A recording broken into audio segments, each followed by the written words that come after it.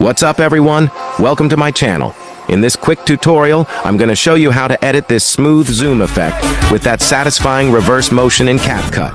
But before we begin, if you're new to this channel, smash that like button, subscribe to my channel, and get ready to take your edits to the next level. So without further ado, let's dive in.